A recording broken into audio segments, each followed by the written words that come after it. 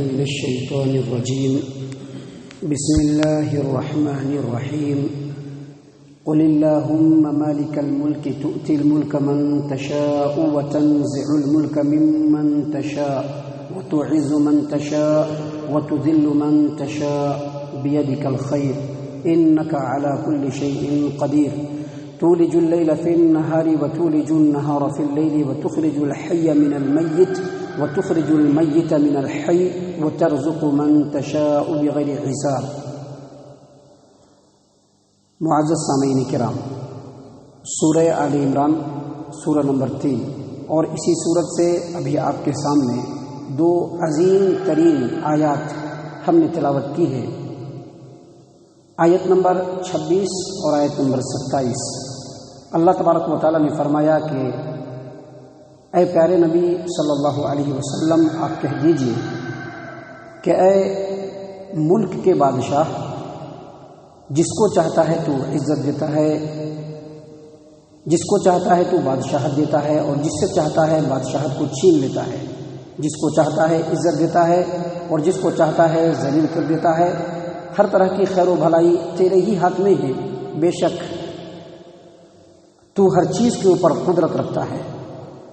رات کو دن میں داخل کرتا ہے، دن کو رات میں داخل کرتا ہے، مردے سے زندہ پیدا کرتا ہے، زندہ سے مردہ پیدا کرتا ہے، اور جس کو چاہتا ہے بے حساب رزق دیتا ہے۔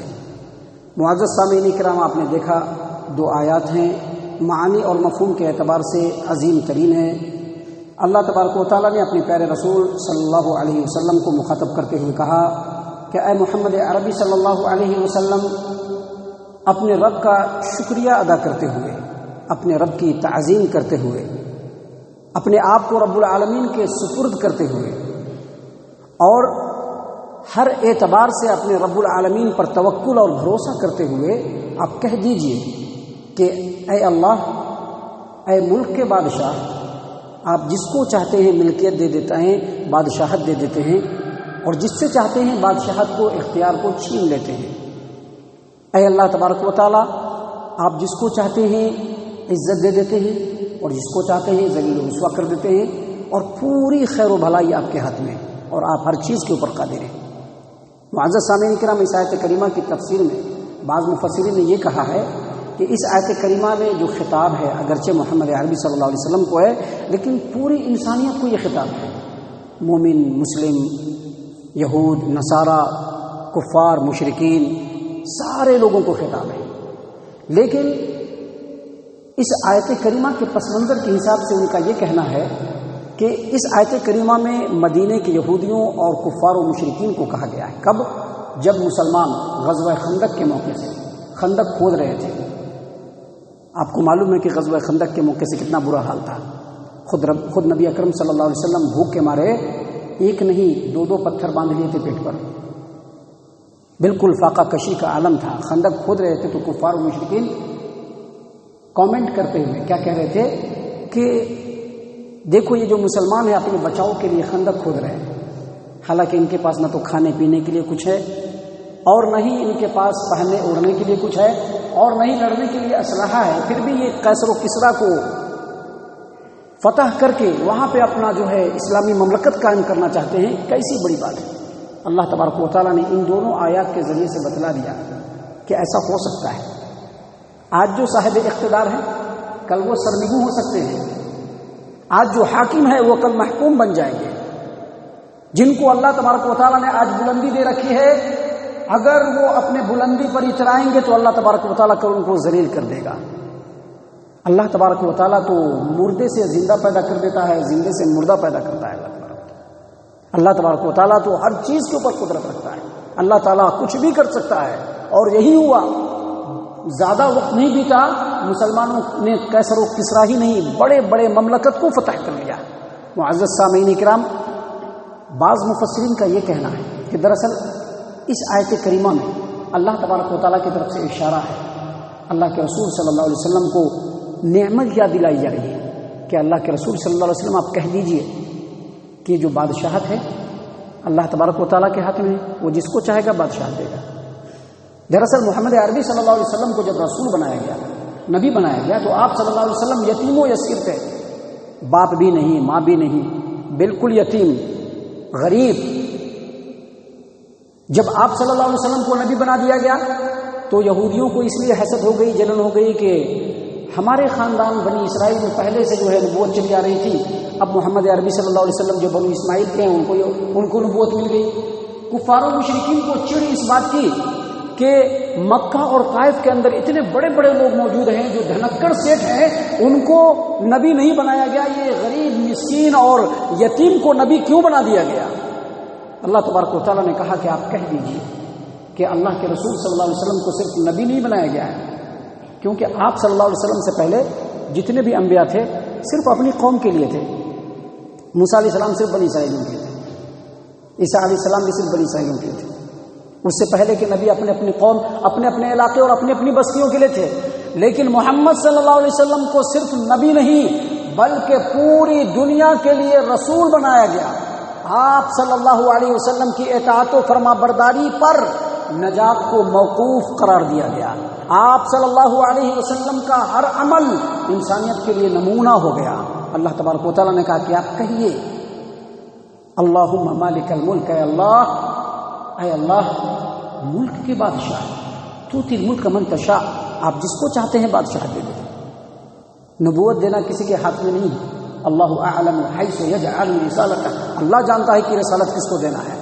دنیا کے لوگ کون ہوتے ہیں ڈیسائیڈ کرنے والے؟ اللہ تبارک و تعالیٰ مقام دینے والا ہے، دنیا کے لوگ کون ہوتے ہیں ڈیسائیڈ کرنے والے؟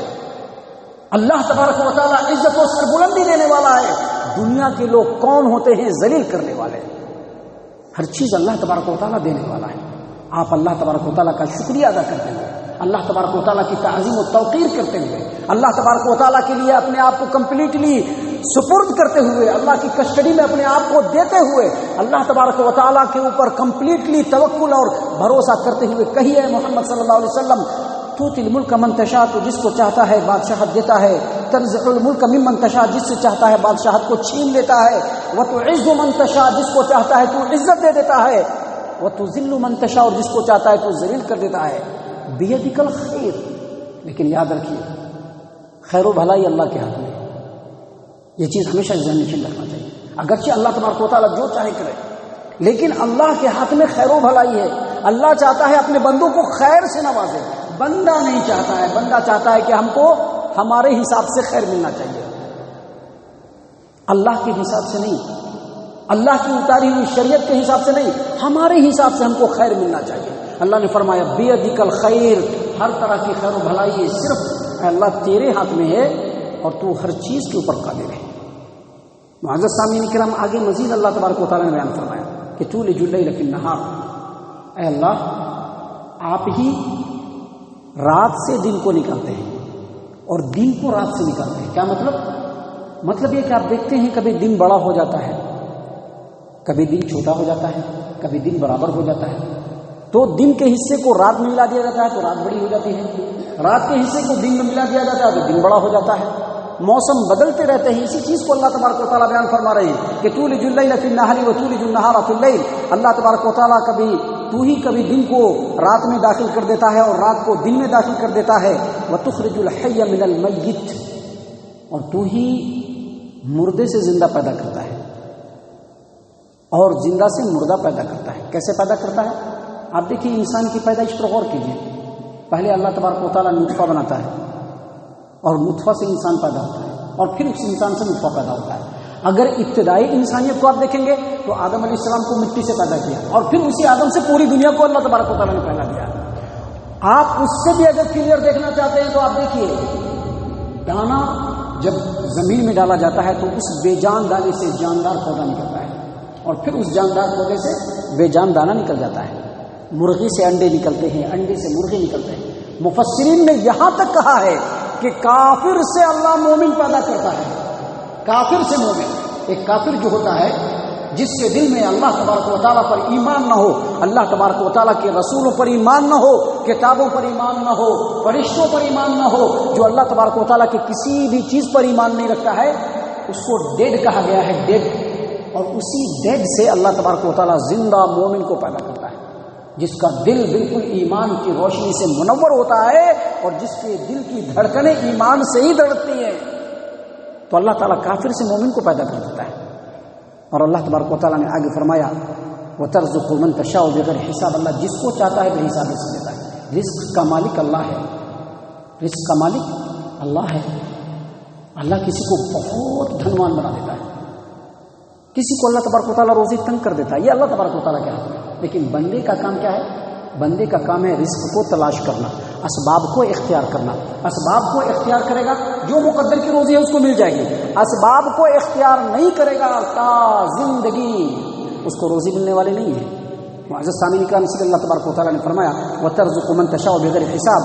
ان دونوں آیات کی روشنی میں جو پہلی آیت ہم نے آپ کے سامنے پڑھی ہے، اس آیت کریمہ کے تعلق سے ایک حدیث آتی ہے جو صحیح الترغیب الترہیب امام البانی کی کتاب ہے، اس کی حدیث نمبر 1821 پر ہے۔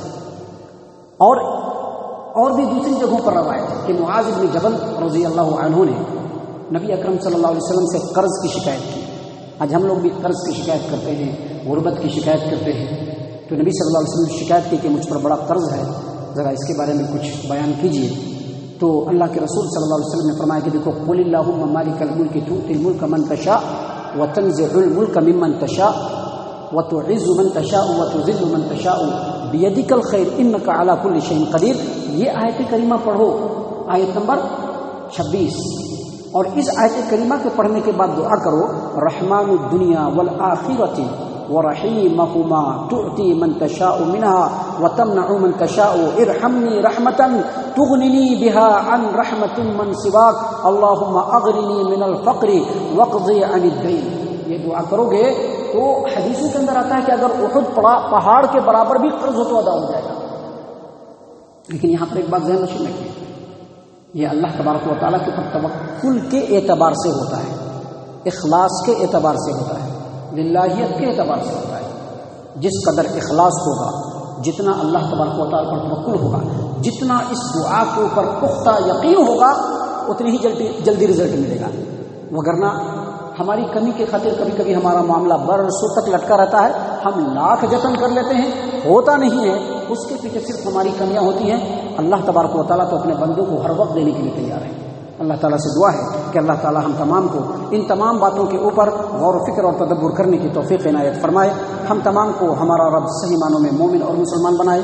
اللہ تبارک و تعالیٰ ہم تمام کو نبی اکرم صلی اللہ علیہ وسلم کے سنتوں کی اتباع اور پیروی کرنے والا بنائے، جنت الفردوس میں جگہ عطا فرمائے۔ اے اللہ ہم تمام کو جہنم سے پناہ دے، اے رب العالمین ہم تمام کو جہنم سے پناہ دے، اے مالک الملک ہم تمام کو جہنم سے پناہ دے، آمین یا رب العالمین۔ وما علینا الا البلاغ المبین۔